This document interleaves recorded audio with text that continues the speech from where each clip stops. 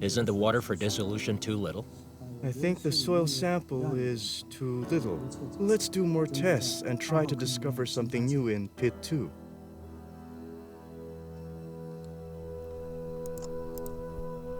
It was a slightly chilly morning, and we were dressed in cotton clothes.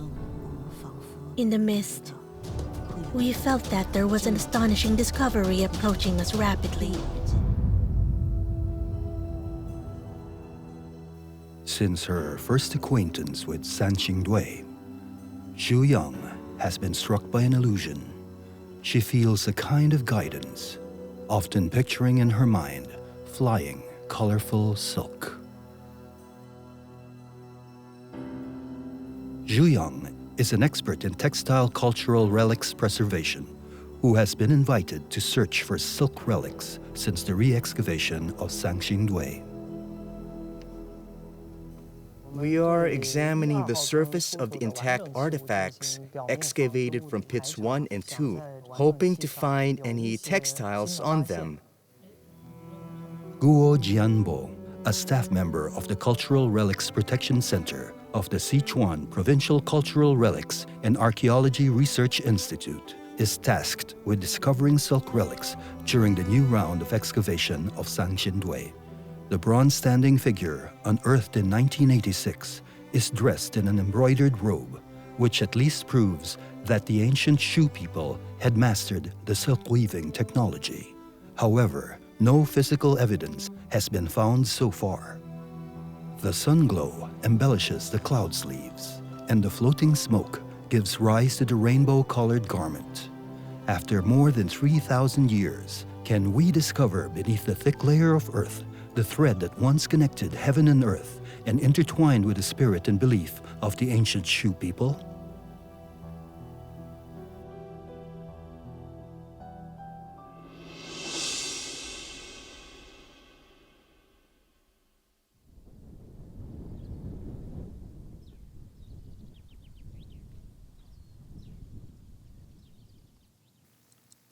After over a month of excavation, Pit 4, the first one to be excavated, revealed an ash layer. The ash layer may contain much archaeological information that is imperceptible to the naked eye, and the ash itself is a cultural relic that should ideally be preserved intact. However, further excavation downward will inevitably cause damage. The presence of the ash layer has made the subsequent work more complicated. As you can see, this is the current state of excavation in Pit 4. We have now reached the ash layer, so I would like you to analyze the situation before making further plans. What is that stone-like material? That is for the Cultural Relics Protection Center to take samples from. Are there any traces of tamping? Yes, in the upper part. Why does it appear chaotic? At Sanxingdui site, we've never found the technique of flat tamping seen in the Central Plains region. The manner of tamping here involves pouring and compacting soil in one spot, and then repeating the process in another spot. Hence, the surface is chaotic and irregular, without being flattened layer by layer. Invited by the Sichuan Provincial Cultural Relics and Archaeology Research Institute, several experts and scholars from the Chinese Academy of Social Sciences, Sichuan Provincial Fire and Rescue Corps, and other institutions visit the site to study the plan. Gazing at the ashes from over 3,000 years ago and facing Pit 4, which shares the same orientation as Pits 1 and 2, everyone can't help but feel a sense of anticipation. What new artifacts will be uncovered? Will there be any new evidence to provide a more specific conclusion regarding the controversial function and age of these sacrificial pits?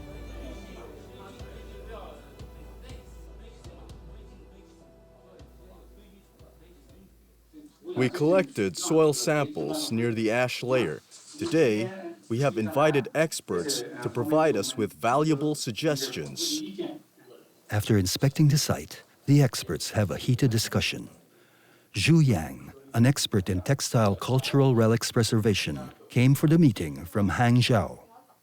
Tombs are related to secular matters, while archaeological sites and sacrificial pits may be associated with production and religious philosophy, respectively.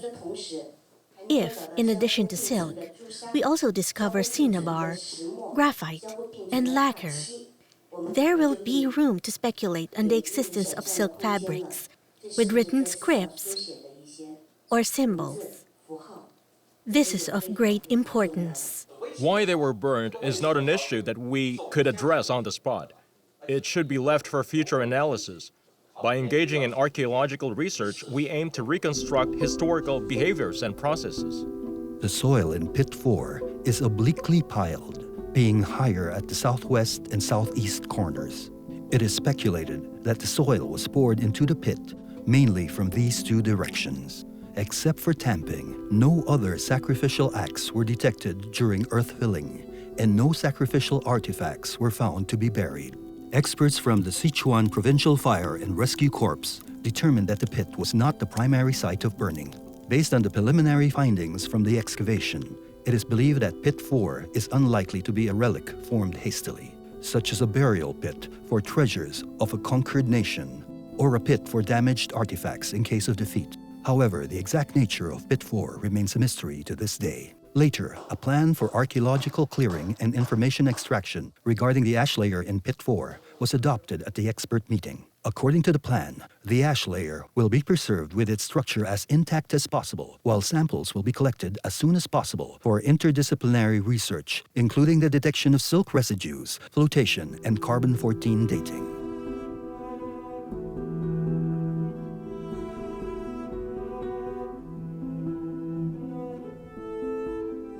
Everything is hard in the beginning.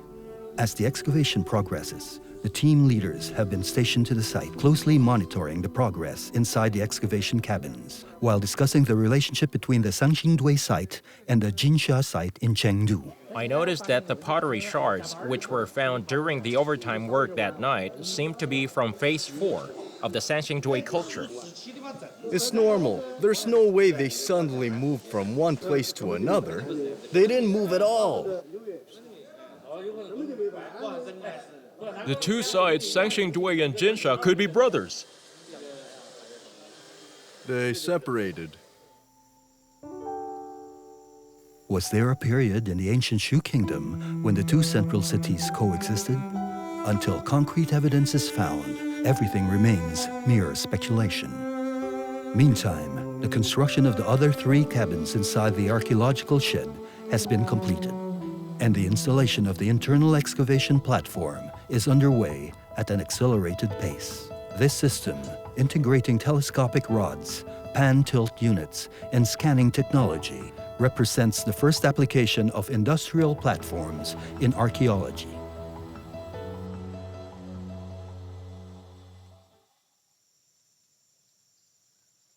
Recently, Guo Jianbo of the Cultural Relics Protection Center has been feeling anxious, as he has been awaiting the results of the silk protein test for Pit 4.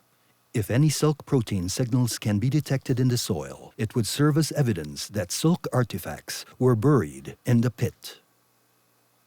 No silk relics have been discovered so far in the Sichuan region. Based on scientific reasoning, it is highly unlikely that silk artifacts have been preserved over time.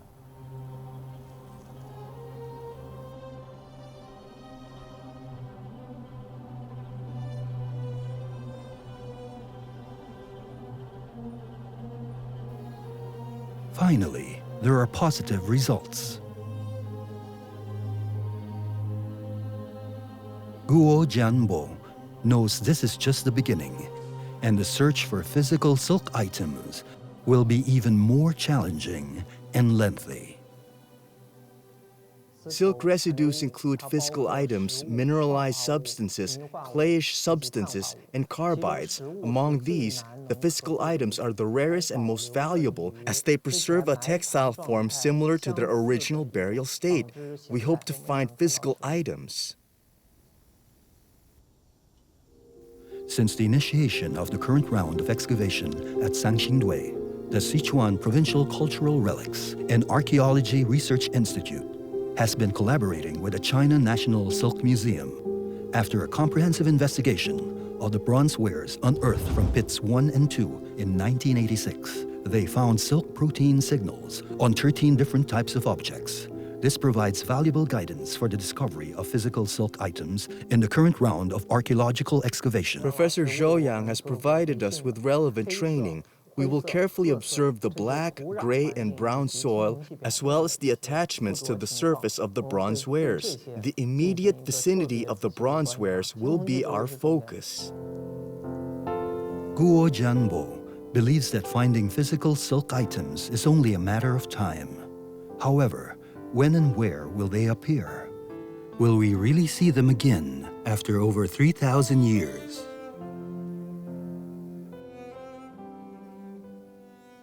Please have a look at the 8 points I have listed to determine if they are reasonable. And share your suggestions on the improvement. After the initiation of excavations in Pit 4 and 8, excavation teams have also been assigned to Pits 3, 5, 6, and 7. Xu Feihong of the Shanghai University and his team will be responsible for excavating Pit 3 in collaboration with the Sichuan Provincial Cultural Relics and Archaeology Research Institute. The plan is very detailed and targeted, but I think there should be a more holistic approach. The third short-term task is to improve the team from Sichuan University. This needs to be done before December 15. Pit 5 is located between Pits 6 and 7, which overlap each other. To facilitate the excavation process, the team from Sichuan University will take charge of the overall excavation of Pits 5, 6, and 7. Li Haichao, the youngest professor at the School of Archaeology and Museology, Sichuan University, will serve as the chief for Pits 5, 6, and 7. You don't have to worry about surveying and mapping. So you just need to assign 6 people.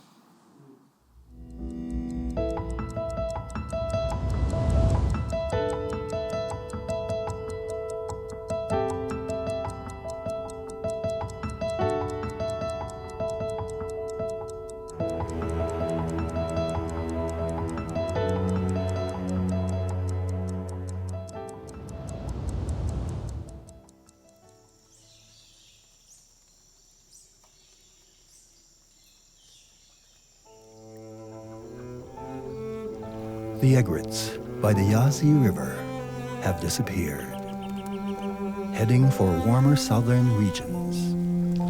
In the blink of an eye, Guanghan has entered the severe cold winter.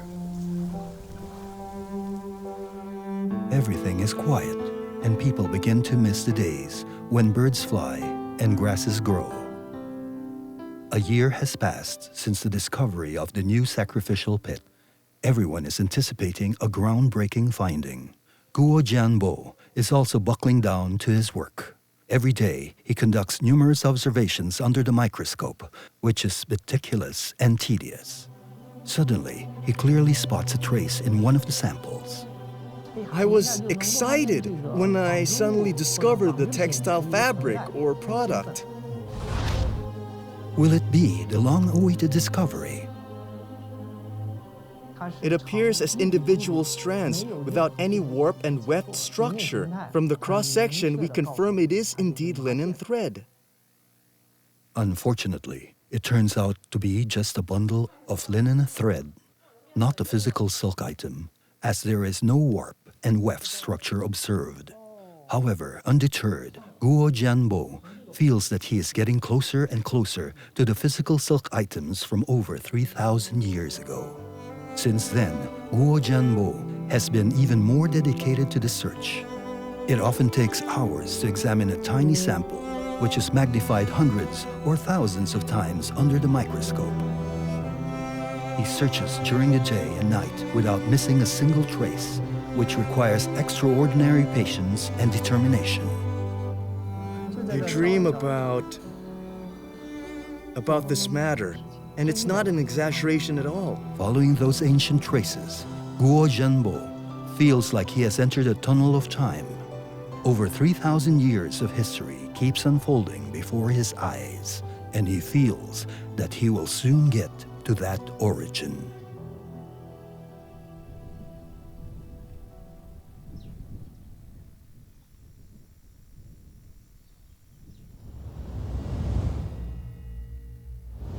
As Guo Jianbo is getting closer to the physical silk items, a piece of good news comes from the excavation site.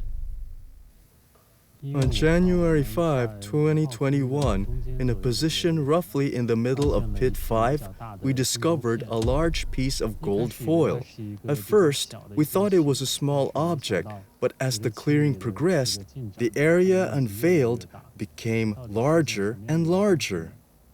Curiosity grew as to what this item could be. In the later stages of clearing, a nose-like feature was revealed, leading us to believe it should be a gold mask. Li Haichao, the chief of Pit 5, 6, and 7, made such records in his archaeological log.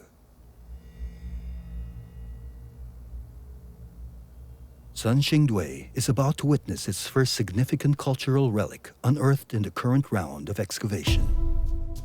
On February 1, 2021, two excavation team leaders, Lei Yu and Ran Honglin, as well as Xie Zhenbin, director of the Cultural Relics Protection Center, and Ma Yanru, an expert in goldware restoration from the National Museum of China, gather at the pit working on the extraction of the artifact. I'll go down first. You should kneel. Lift the gold mask with one hand, and then insert the sheet. Don't do it like this. There's ivory underneath. Insert the sheet along the outline of the gold mask, and be careful not to touch anything beneath the mask. I will hand the extracted mask to Director Lei, and Professor Ma only needs to wait there. All right, let's begin. At 5:48 p.m., the extraction of the gold mask begins. Ran Honglin takes out the gold mask from the pit and hands it to Lei Yu, standing beside the pit.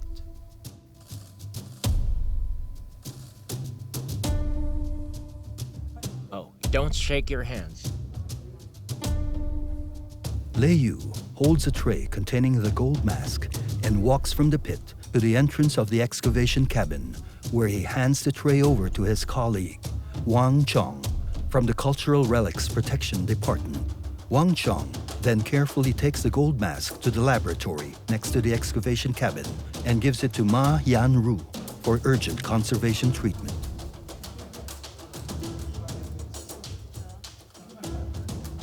It is not until sunset that the gold mask is transported to the Cultural Relics Protection Storage.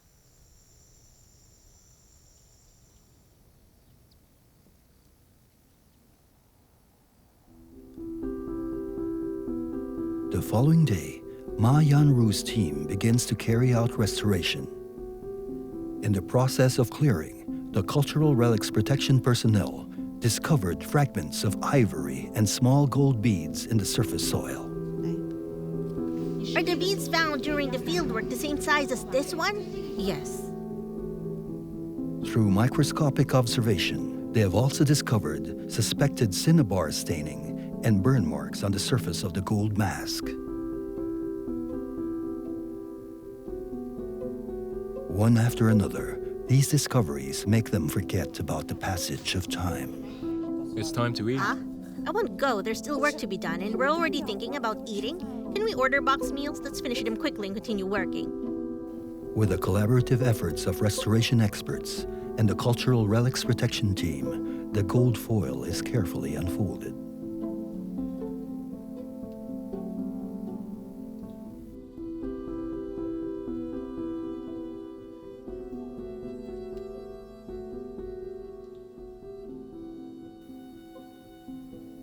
Half of the golden mask gradually reveals its appearance.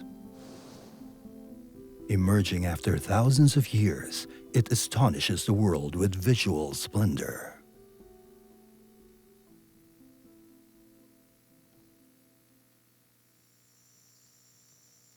As everyone's attention is captivated by the golden mask, Guo Jianbo also arrives at the crucial moment. On Sunday, January 31st, 2021, when it was a few minutes past 2, I definitely saw a warp and weft structure under the microscope. I was really excited, even though it is just a small area, measured to be only 1.8 times 1.0 millimeters. The preserved warp and weft structure of silk is quite clear. This is the first time that silk relics from over 3,000 years ago have been discovered in archaeological excavations in Sichuan.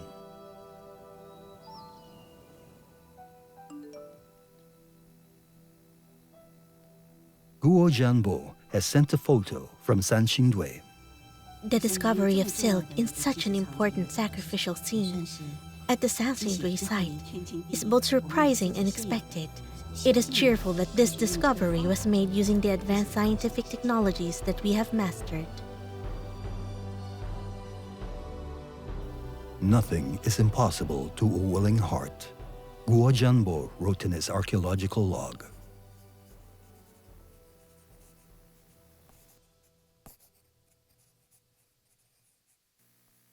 What I'm looking for is not just silk or a few silk remnants, but rather a larger and more valuable presence. I hope to delve deeper and gain a more precise understanding of what the silk was used for.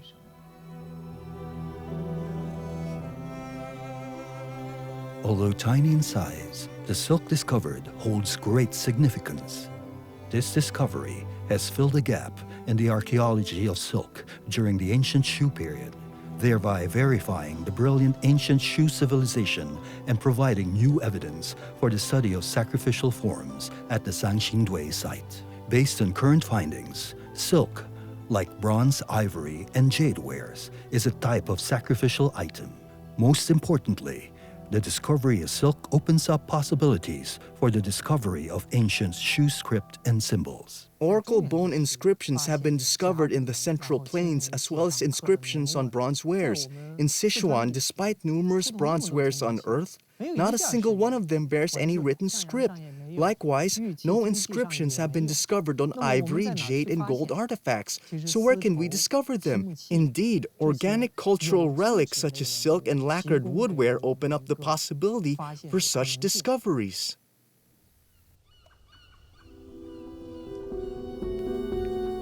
Time flies like shooting stars. The discovery of written records remain a significant expectation in the century-long archaeology of Sanxingdui. For Guo Jianbo and other archaeologists, the road ahead is still long. Discovering written records is their next ambitious goal. There is no end to the search. The lingering echo of the ancient Shu civilization from over 3,000 years ago remains the most touching song of the earth in everyone's heart.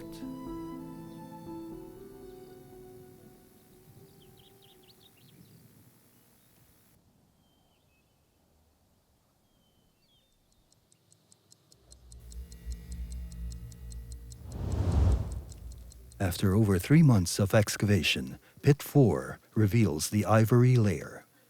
The ivory relics burnt are extremely fragile, making the subsequent extraction and preservation highly challenging.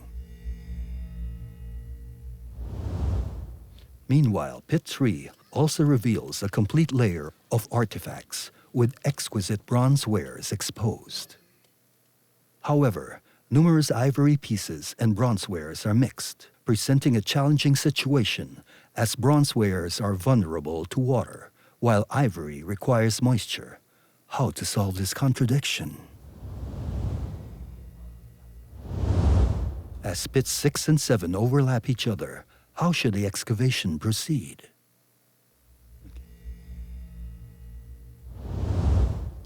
Pit 8, the largest pit in this round of excavation, has revealed the ash layer. Numerous fragments of cultural relics have been unearthed, along with a significant amount of baked red clay. Judging from the volume of these red clay pieces, they might have come from walls and other architectural structures, which turned red as a result of combustion under aerobic conditions. What does this imply?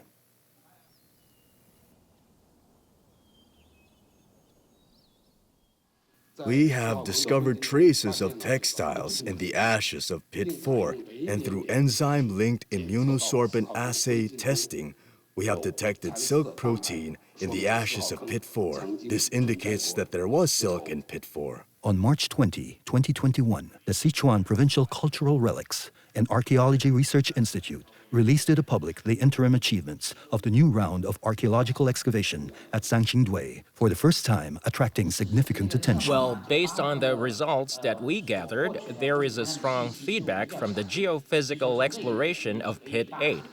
So we can infer that the cultural relics unearthed from Pit 8 are abundant.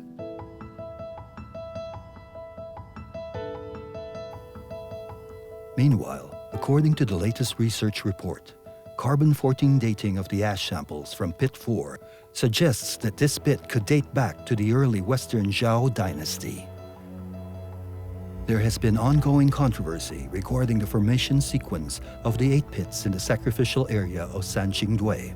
Were they formed simultaneously or in a specific order? Which pits were formed first and which ones were formed later? Based on the comprehensive analysis of various information, Lei Yu speculates that it is less likely that these pits were formed simultaneously, though further exploration and research are needed to draw a conclusion. At the same time, live TV broadcasts have made Sanxingdui the focus of world attention, which not only created a craze for archaeology within China, but also attracted the attention of international archaeology experts. Today, we are gathering here with over 20 archaeologists from the United States, the United Kingdom, Japan, New Zealand, China, and other countries who have made significant contributions to the study of Bronze Age sites in East Asia. As the host, I would like to extend a warm welcome to you all. This is a unique symposium where top archaeology experts from China and abroad are gathered online to engage in academic discussions on Sanxingdui civilization. The Sanxingdui civilization belongs not only to China, but also to the world. The divine statue group worshipped by the Sanxingdui people includes 3 large bronze masks of deities with protruding eyes, 9 bronze masks similar to the masks of deities, and 2 or 3 large bronze sacred trees. One of the trees represents Fusang in the east, one symbolizes Ruomo in the west, and the potential third one may be Jianmu, which connects heaven in Chinese mythology. Currently, there are some indications, and we hope to discover the third tree. Based on the information that we gathered, Sanxingdui might have been a significant sacrificial site that required periodic reconstruction. During each reconstruction, all materials were disposed of and buried in a ritualistic manner. We should all celebrate the extraordinary uniqueness of Sanxingdui. I hope that one day I will have the opportunity to visit Sanxingdui and witness these magnificent discoveries. Experts attending the symposium believe that there are still many mysteries in Sanxingdui that needs to be unraveled. As a shared heritage of humanity, the Sanxingdui civilization will restore its splendor under the joint efforts of experts and scholars from around the world in relevant fields.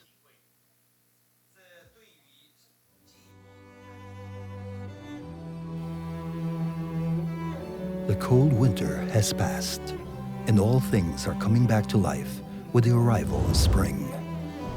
The comprehensive excavation has just begun, and the 6 new pits are beginning to show their true appearance. Every day, Sanxingdui surprises us with new discoveries.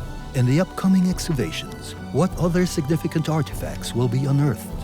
After the dust is wiped off, the mysterious kingdom that has been lost for over 3,000 years will certainly become clear.